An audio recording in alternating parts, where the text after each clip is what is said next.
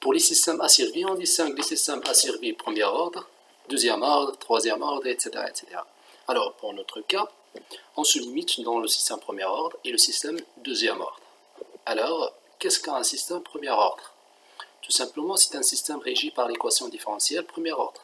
La forme canonique d'une telle équation est la suivante. Un coefficient de temps, qui s'appelle la constante de temps, multiplié par la dérivée première, d'accord, plus S de t égale une constante, ce qu'on appelle le gain statique en régime permanent, bien sûr, multiplié par E de t, E c'est l'entrée. Alors, l'entrée du système sur E, la sortie c'est S, d'accord. Ce qui est très important ici, c'est la forme canonique. Comment trouver cette forme canonique? Tout simplement, on doit avoir ici un coefficient égal à 1, le coefficient de S. Ça, c'est très important, d'accord? Si on a une valeur, par exemple, différente de 1, il faut diviser le tout par cette valeur pour avoir un coefficient égal à 1. Alors, comment résoudre cette équation? Vous connaissez déjà la solution de cette équation différentielle est la suivante. Alors, S de t égale une constante A, d'accord, à déterminer par la suite, multiplié par l'exponentielle d'une autre constante lambda fois la variable temps, plus troisième constante. Alors, si je trouve par exemple A, lambda et B, on a bien trouvé la solution, ou bien la seule solution S de t. Comment trouver ces trois constantes? Tout simplement, on doit remplacer S de t, cette solution, dans l'équation différentielle, d'accord?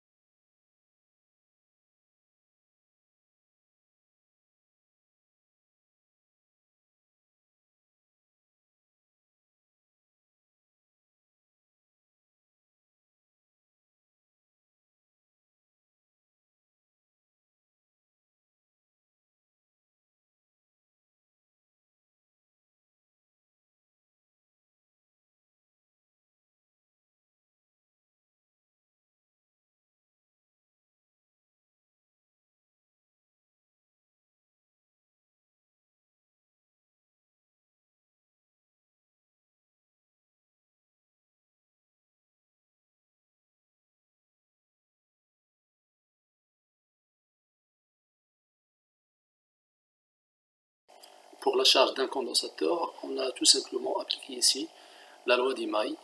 D'accord, on a une maille, on a la résistance si le condensateur sont parcourus par le même courant, d'accord, le courant I. La loi de maille dit la somme des tensions dans une maille égale à 0. Donc E0, d'accord, égale la tension en borne de la résistance plus la tension en borne du condensateur. La tension en borne de la résistance, on applique tout simplement la loi d'Ohm, c'est R fois I, d'accord, et on garde la tension ici, UC plutôt. Alors, à quoi est égal le courant qui traverse un condensateur? I égale C fois la dérivée de la tension au borne du condensateur. Donc, je remplace I par sa valeur ici. Donc, je sais très bien que je suis dans un système premier ordre avec ici le temps ou bien la constante du temps égale R fois C multiplié par la dérivée première et plus la tension ici UC égale la constante K qui ici est égale à 1, d'accord, fois E0, fois l'entrée constante.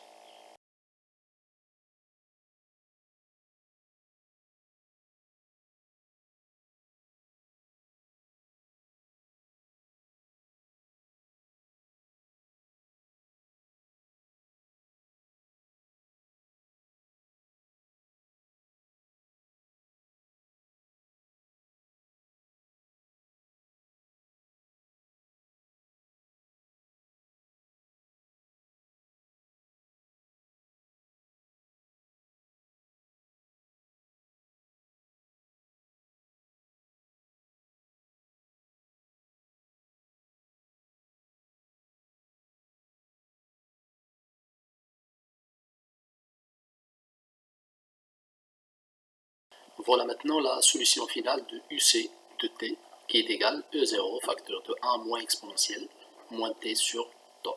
Maintenant on va étudier cette solution, on va tracer la courbe de sortie, c'est-à-dire la tension UC en fonction de temps.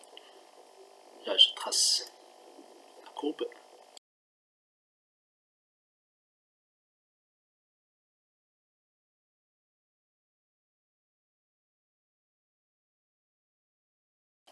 D'autres choses, si je trace par exemple ici la tangente en 0 de la courbe UC de t, cette tangente va couper cette droite dans ce point de durée, ou bien à l'instant t égale ici temps. D'accord? Alors, d'autre chose, l'image de taux, c'est-à-dire UC de taux, à quoi est égal l'intersection de la courbe avec celle-là, ça donne ici 60, vous pouvez la calculer, 63% ou bien 0,63 de la valeur finale. D'accord? Alors, comment trouver ça? Comment trouver ça? Tout simplement, je dois remplacer dans cette équation la t par taux. Donc, quoi est égal UC, je peux remplacer, c'est pas grave.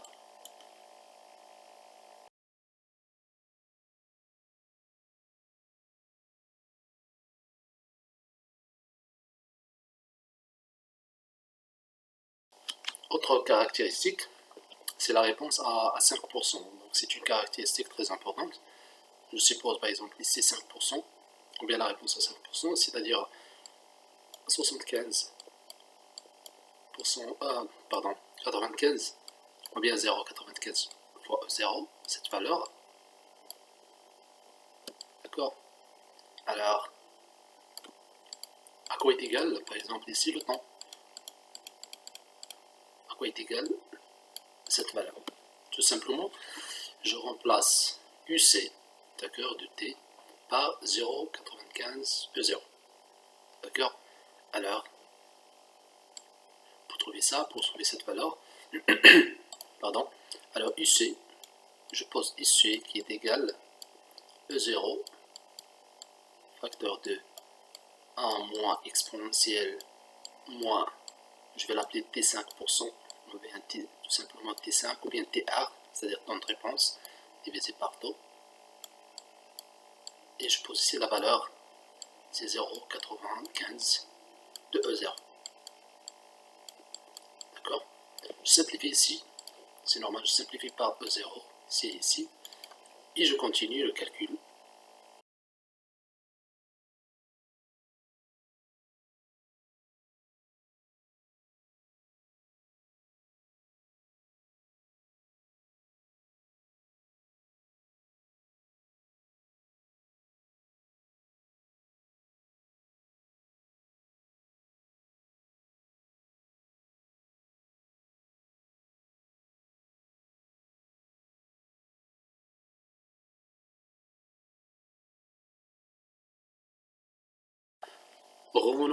Revenons maintenant au cours. Alors, pour résoudre l'équation différentielle du premier degré par la méthode classique, donc ça reste une méthode complexe, surtout si on a ici par exemple l'équation différentielle à un degré élevé, d'accord, bien à un ordre élevé, donc l'équation devient très très difficile à résoudre. On a un autre outil qui s'appelle la transformation de Laplace, d'accord, c'est un outil très très puissant. Qu'est-ce que ça veut dire? En bref, la transformation de Laplace, c'est tout simplement pour vous une transformation d'une fonction de temps, d'accord, vers une fonction de fréquence, d'accord. Ça c'est une unité de temps, t. Ça, la notation ici c'est en majuscule, hein.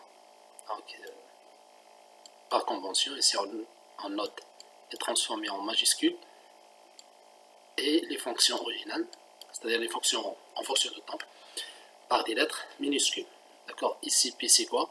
Tout simplement P égale c'est G fois oméga. Donc, c'est une transformation du temps vers la fréquence, ou bien vers la pulsation. D'accord? Alors, si je note par exemple la transformée de Laplace, alors je reviens ici, si je note par exemple la transformée de Laplace de S de t et la grand S de P. D'accord? Avec, bien sûr, comme on a dit déjà, P c'est G oméga. D'accord? Alors, si S de P est la transformée de la place de S de T, alors, parmi les propriétés de la transformée de la place, ou bien la transformation de la place, c'est la transformation de la dérivée, ou bien la place de la dérivée, c'est P multiplié par S de P, grand S bien sûr. D'accord? Alors, si j'applique la transformée de la place sur l'équation différentielle, tout simplement, je vais obtenir, alors, la transformée de la place de tau fois la dérivée de S de T sur dt égale tau fois P fois S de P.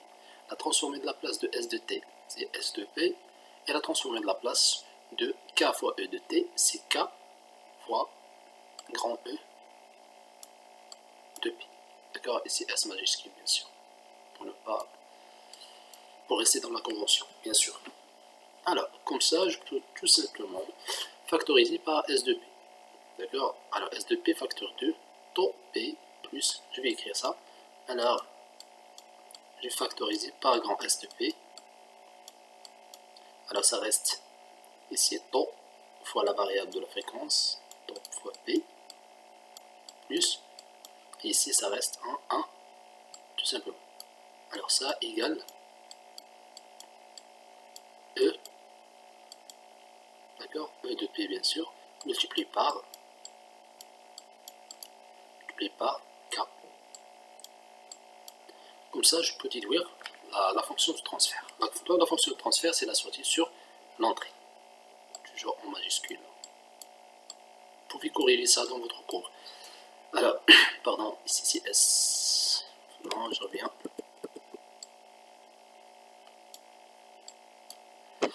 Alors, S de P sur E, E de P, c'est la fonction de transfert, avec l'entrée ici E de P, et la sortie grand S de P, tout simplement égal à K, divisé par tau P plus 1. Alors, si vous voyez une équation d'une fonction de transfert de la forme suivante, donc K, le gain statique en régime permanent, sur 1, c'est obligé ici 1, la forme canonique, 1 plus tau fois la variable P, P c'est G oméga, un rappel, d'accord? Alors, si vous voyez ça, donc il s'agit tout simplement d'un système premier ordre. La réponse maintenant du système à un échelon. La réponse, c'est-à-dire la sortie en fonction de l'entrée. Donc, je donne en entrée ce qu'on appelle un échelon. Un échelon, c'est quoi? Tout simplement, c'est une constante. Si je trace par exemple ici la fonction échelon, par exemple, alors, un échelon, c'est quoi? Tout simplement, si je prends par exemple ici la courbe, je change ici la couleur. Alors, un échelon, c'est lorsque t est négatif, c'est 0, et lorsque t est positif, non, elle prend une valeur constante. Je vais l'appeler par exemple E0, comme on a vu dans la charge des condensateurs. D'accord? Alors, ça, c'est la fonction échelon. C'est tout simplement une constante à partir de t égale à 0. D'accord? Ça, c'est en fonction de temps. Alors, la réponse à un échelon, c'est quoi? Soumettons le système à un échelon d'amplitude E0, c'est-à-dire l'entrée égale à une constante pour les temps, les valeurs du temps positives, bien positives. L'équation différentielle s'écrit tau la dérivée sur dt plus s de t égale k fois E0. E de p égale à une constante. Finalement, on obtient la réponse qu'on a déjà démontrée. S de t égale k fois E0 facteur de 1 moins exponentielle moins t7. Alors là, il y a un problème. C'est pas un problème, mais une erreur de frappe. Ici, c'est pas moins tau sur t, mais c'est l'inverse. Moins t exponentielle moins t sur tau. Vous corrigez ça. D'accord? Ça, c'est la réponse. Dans la charge du condensateur, K c'était égale à 1. D'accord? C'est S de t, ou bien la tension U, C de t égale à E0 facteur de 1 moins exponentielle moins t sur 2. Ici, on a le gain statique. D'accord? Alors, voilà. Alors, la valeur finale, la limite lorsque t tend vers l'infini, je corrige. Ici, c'est t. D'accord? Ici, c'est t. Alors, lorsque t tend vers l'infini, alors S de t tend vers K fois E0. D'accord? Voilà la courbe K fois E0. Ça, c'est la valeur finale, d'accord? C'est cette droite-là. Alors, la tension S de T vers la sortie S de T, c'est la courbe en rouge, d'accord, qui tend en infini, ça c'est en fonction de temps bien sûr, en infini, et tend vers cette valeur. D'accord? Ça c'est la réponse A à 5%. Je vais l'appeler ici T5%. Pour rappeler dans un système premier ordre, T5% à quoi est égal? Égal, en fonction de temps bien sûr, égal 3. D'accord? Ici la tangence en 0, ça coupe à la droite ici, KE0, dans l'instant temps, T égale à temps. Et bien sûr, ici, à quoi est égal, s'il faut rappeler, bien c'est 63% de la réponse. Ou bien 0,63 fois K fois E0. D'accord? Alors, moi je continue. Régime permanent, SP égale, non, ça c'est le régime, ce qu'on appelle le régime transitoire. D'accord? Et ça c'est le régime permanent. Le régime permanent, c'est lorsque t tend vers l'infini. Alors, si t tend vers l'infini, S de t tend vers K fois E0, facteur de 1 moins exponentielle moins l'infini. Exponentielle moins l'infini égale, ou bien tend vers 0. Donc, en régime permanent, S de t égale à K fois E0. Donc, vous pouvez corriger ici, S de t égale K fois E0. D'accord? Alors, le temps de réponse à 5%, c'est la valeur de t pour laquelle S de t égale à 95% de S de p. Alors, à quoi est égal? Pardon. Le temps de réponse, ou bien je vais afficher la page. Alors, temps de réponse ici, à 5% égale 3 fois 3 temps. D'accord? Et en régime permanent, S de P et S de T tend vers K fois E0. Maintenant, la précision, bien ce qu'on appelle l'erreur statique. L'erreur statique, epsilon égale la limite lorsque tu tends vers l'infini de l'entrée moins la sortie. E de T moins S de T. D'accord? Si E de T est égal E0, je remplace. C'est toujours E de T, c'est une constante. S de T, quoi est égal K fois E0. Alors, si K égale à 1, donc on trouve E0 moins E0, ça fait 0. Je peux factoriser ici, je peux factoriser par E0. Alors, un autre exemple, il s'agit de l'étude du moteur à courant continu. Alors, un moteur à courant continu, pour varier la vitesse de sortie oméga, il faut varier la tension d'alimentation U. Alors, un modèle du moteur à courant continu. Donc, pour plus d'informations sur son modèle et sur l'étude du moteur à courant continu, il faut voir le cours de l'ADC, de la chaîne d'énergie. Et surtout, le cours des premières années, d'accord? Première année bac. Alors, un moteur à courant continu, il est régi par, bien le modèle, il est régi par 4 équations. On a l'équation électrique, la tension U d'alimentation égale R fois I plus LdI sur dt plus E. Avec E, c'est la force électromotrice. D'accord? Voilà, la force électromotrice du moteur. L'équation mécanique, aussi, le couple électromagnétique égal à J, le moment d'inertie du moteur, multiplié par la dérivée de oméga, plus un coefficient de frottement, d'accord, coefficient de frottement visqueux, fois oméga. Et 2 équations internes. Il s'agit de l'équation liant le couple avec le courant, donc le couple électromagnétique égale K multiplié, K c'est une constante interne du moteur, multiplié par le courant I, et E, la force électromotrice égale K fois oméga, avec le même coefficient ici à K et K. D'accord? Alors, A, détermination de l'équation différentielle liant oméga à UC. D'accord? Il faut trouver la relation entre la vitesse de rotation et la tension d'alimentation. D'accord? Alors, la première remarque, alors U égale à UC égale à une constante. D'accord? UC étant la consigne de la vitesse. On néglige, deuxième remarque, les frottements et l'inductance L. L égale à 0 et F égale à 0. Tout d'abord, il faut négliger ça. L égale à 0, donc ça, c'est nul. d'accord? Et on néglige aussi F, les frottements, et ça, c'est nul aussi. Donc on a l'équation électrique U égale à RI plus E, C oméga égale G à la dérive. C'est bon. Alors, comment trouver la relation entre la tension U et la vitesse oméga, cette relation? Alors, d'après ces quatre équations, c'est très simple. Donc, on a ici U en fonction de I, le courant, et en fonction de E, la force. Il n'y a pas de oméga. Donc, je dois remplacer E par sa valeur. Si je vois ici, on a E en fonction d'oméga. Alors, tout simplement, si je remplace E par cette valeur, E, je pars E, qui est égal K fois oméga. Donc, déjà, la première des choses, j'ai supprimé E, d'accord? Je l'ai remplacé par K fois oméga. Donc, U égale à RI plus K fois oméga. Déjà, la présence de oméga ici. Mais il reste ici le courant. Comment supprimer le courant? Il le remplacer par sa fonction de oméga. Alors, on a ici le courant. Le courant ici, c'est en fonction du couple. On n'a pas de courant en fonction de oméga. Mais si on a le couple en fonction de oméga, alors si je fusionne, par exemple, je fusionne ces deux équations, donc couple égal, cette égalité, ça donne le courant en fonction de oméga. Donc, ces deux fonctions vont donner quoi?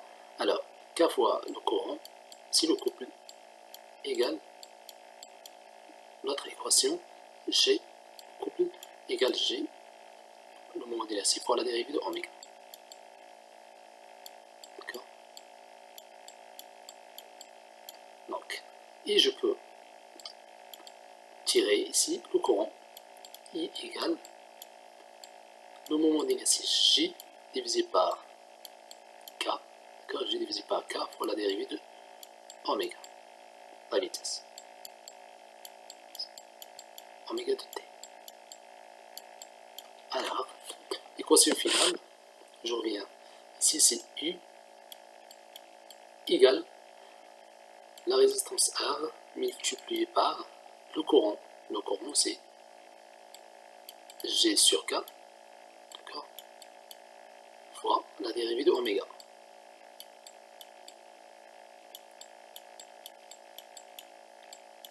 Par rapport au temps. Alors, ça, c'est le premier terme. Le deuxième terme, ça, c'est nul. Le deuxième terme, c'est K fois oméga. Non. Voilà. Alors, qu'est-ce que vous remarquez? La relation entre la tension U, ça c'est constante U, égale à I consigne. Voilà. Alors, qu'est-ce que vous remarquez? La relation entre la tension U et oméga, c'est une équation. Équation premier ordre. Équation différentielle premier ordre. Pourquoi? Parce qu'ici, on a une constante multipliée par la dérivée d'oméga plus K fois oméga. Alors, ici, on a la présence d'un facteur K à oméga. Alors, pour écrire cette équation différentielle sous la forme canonique, il faut supprimer ce K. On a dit que la forme canonique, le facteur de oméga ici, doit être égal à 1. Alors, je divise le tout par, je reviens ici, je vais diviser le tout par K, je vais bien trouver UC divisé par K égale, je divise ici par K, ça donne R multiplié par G minuscule, j'écris comme majuscule, c'est pas grave, divisé par K, le tout divisé par K, c'est-à-dire ici, ça revient K carré fois la dérivée, pardon,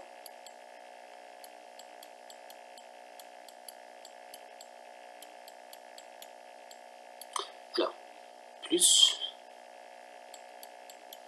K divisé par K, ça donne oméga de T. Voilà, maintenant on a bien trouvé l'équation différentielle sous la forme canonique, avec ici le coefficient. Alors, ce coefficient, c'est ce qu'on appelle temps, ou bien la constante de temps, d'accord? Et le gain statique ici, ça c'est taux, et ça, le gain statique égale 1 sur K bien sûr, et non pas K. Donc 1 sur K, c'est le gain statique. Je vais écrire ça. C'est bon? Alors, vous pouvez faire une pause de la vidéo pour prendre la réponse. C'est bon? Je continue. Alors, maintenant ici la fonction de transfert. Sur la fonction de transfert, c'est en fonction de G oméga, en fonction de P, en fonction de la fréquence. Donc, pour avoir la fonction de transfert, l'entrée c'est UC et la sortie c'est oméga. D'accord? De P bien sûr, avec P égale G oméga. Donc, il faut résoudre l'équation différentielle qu'on a trouvée déjà. Il faut la résoudre par ce qu'on appelle la transformation de Laplace. D'accord? La transformation de Laplace, ça donne. Rappelez l'équation différentielle. L'équation différentielle, on a trouvé 1 sur K. Donc, je vais reprendre l'équation. 1 sur K fois ici égale la résistance fois le moment d'inertie sur K carré fois la dérivée sur dt plus oméga. Ça, c'était l'équation différentielle. Alors, si j'applique la transformation de Laplace sur les deux membres, ou bien les deux côtés de l'équation, je trouve 1 sur K, ça c'est une constante.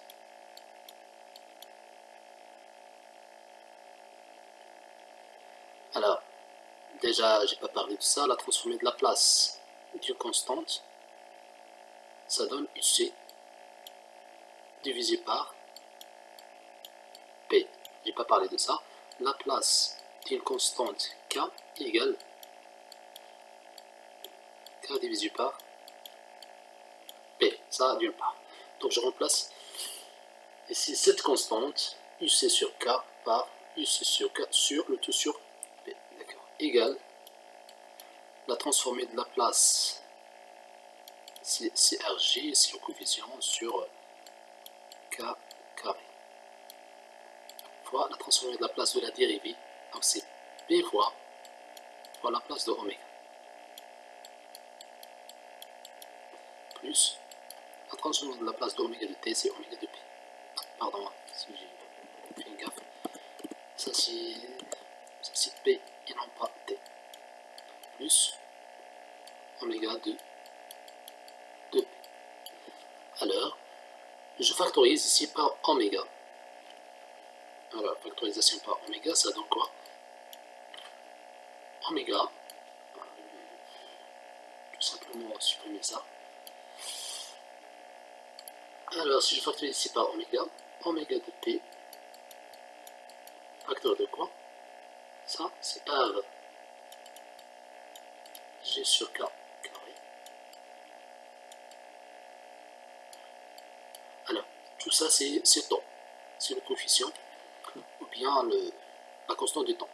3 fois P plus 1 égale 1 sur K, d'accord, fois l'entrée. L'entrée UC, je vais l'appeler UC de P. D'accord. Avec UC de P, c'est UC sur P. La transformation de la place de constante, c'est la constante sur P. D'accord. Je vais la garder comme ça. Donc, c'est pas la peine d'écrire ici. Voilà, je vais supprimer ça. C'est pas la peine d'écrire sur P. Il faut écrire en fonction de P.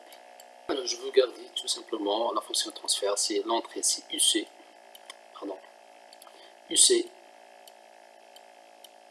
de P. Je peux bien écrire ça. UC de P, la sortie, c'est la vitesse oméga de P. Et la fonction de transfert, c'est bien, on a bien trouvé 1 sur K comme gamme, d'accord, statique, sur 1 plus taux c'est RJ divisé par K carré, rappelez ça, très bien, fois P. D'accord, vous pouvez prendre la réponse, vous faites pause, et vous pouvez prendre la réponse. C'est bon? Alors, maintenant, en régime permanent.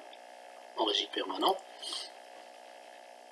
côte égale oméga de t lorsque t tend vers l'infini. D'accord. L'insistance première, on va rappeler ça. Alors, déjà, je reviens ici, oméga t à quoi est égal? Oméga t, la solution, en fonction de temps, égale k fois, ou bien 1 sur k, fois uc, facteur de 1 moins exponentielle, moins t sur temps, avec bien sûr, temps à quoi est égal? Temps égale r, g, divisé par k, carré. D'accord. Alors, oméga à l'infini, je remplace t par l'infini. Donc, si t tend vers l'infini, alors, cette valeur, ou bien, cette valeur, oui, tend vers 0. Donc, oméga à l'infini égale 1 sur k fois uc, ou bien uc sur k. Le temps de réponse à 5%. Alors, le temps de réponse à 5%, déjà ici, je vais écrire t 5%, ou bien tr. tr égale 3 temps. Je remplace taux par sa valeur, égale 3 fois r fois g, pardon, je vais écrire ça, g sur k à la puissance 2. Là, c'est la précision bien l'erreur statique. L'erreur statique, c'est la limite, pour rappeler, c'est la limite de e de t en infini, bien sûr. Sur e de t moins oméga ici, on a la sortie ici, oméga. Oméga de t, c'est la limite. Oups, c'est la limite lorsque t tend vers l'infini, c'est-à-dire en régime permanent, égale, alors oméga tend vers, en infini, oméga tend vers uc sur k, et uc, ici c'est uc, e de t c'est uc, alors c'est uc moins uc sur k, je factorise par uc, ça donne l'erreur statique 1 moins k. Supposons ici k égale à 1, si k égale à 1, donc l'erreur statique, ça sera nul, je suis facteur de 1 moins 1. C'est bon? Alors vous pouvez prendre la réponse.